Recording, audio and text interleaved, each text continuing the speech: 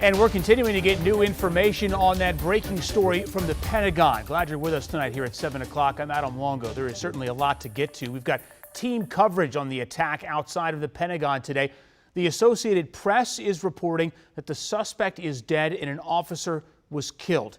The Pentagon Protection Force Agency confirmed that officer's death just within the past hour.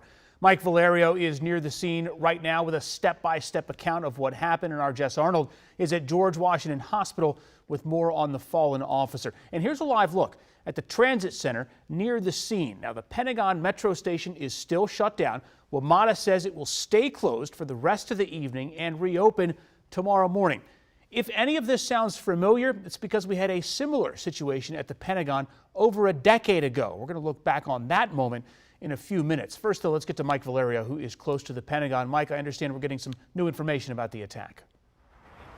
Well, that's right, Adam. Good evening to you. You know what we know through our partnership with CBS News, and according to two law enforcement officials who are directly familiar with this investigation, is that this is emerging as a fight between a Pentagon police officer and a suspect right here. Just after 10:30 this morning, the suspect here stabs that Pentagon officer in the bus bays behind us, unleashing this chaos right here, and there is a struggle for the officer's weapon at that point. We also know that responding law enforcement officers open fire, and the officer's weapon also discharges. It's not clear, Adam, at this hour if the officer's weapon is what fatally wounds the suspect or if it was other responding law enforcement. But the suspect loses his life, as well as the Pentagon officer ultimately succumbing to his injuries. So what law enforcement are telling us right now is that they're trying to assign a motive, trying to find a motivation as to what drove the suspect to do this. But they don't know a motive, and they're hesitant, they tell us, to assign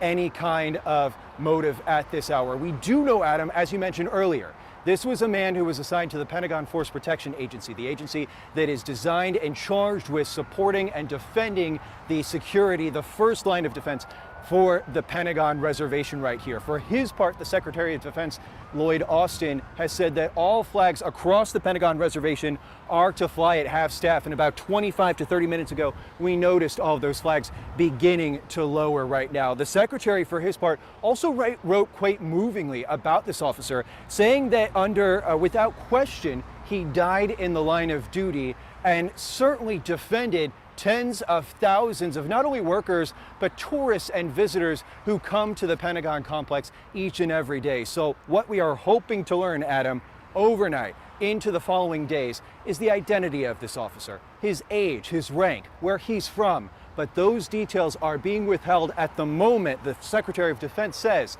until the next of kin is notified. Adam, let's send it back to you. Perfectly understandable. And of course, we'll just wait over the next hours and days to find out more about the suspect as well and that person's possible motivation. Mike, thank you.